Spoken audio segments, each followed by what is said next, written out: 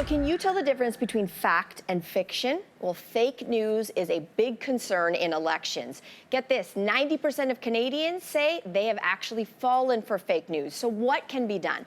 Well, joining us is Carol Lutfi. She's the executive director at Apathy is Boring. Amazing name for your organization as well. So I want to know what you do, and I want to know specifically with this federal election, how bad is the fake news situation? Well, thank you so much for having me.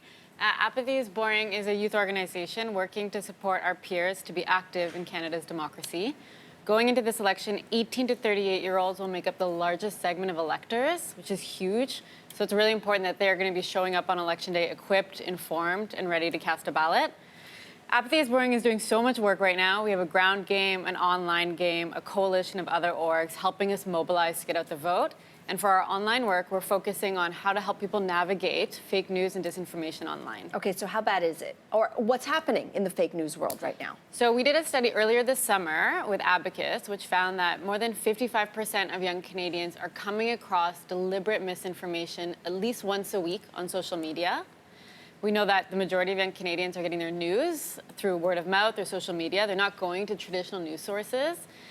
So people are going to be trying to influence how people think headed into the election, and people will be coming across a lot of misinformation, and it's important that they're aware of it and that they're thinking about it. Okay, so let's go through some of those headlines, because CTV's Richard Madden, he has been identifying several fake news stories, specifically targeting the election, and so he's calling it his truth tracking segment. So for example, there was a story out that claimed Liberal leader Justin Trudeau asked Nigeria's president to send Canada 1 million immigrants. He also found this fake news story. Trudeau converted from Christianity to Islam. So this stuff is stuff he's coming across. He's finding the stuff that's out there, and maybe someone who doesn't know the difference is like, oh, I didn't know. So how do we tell the difference? Okay, so the way algorithms work is that they're looking for high engagement content because they want you to click, they want you to share. That's how it makes it to the top of the news feed.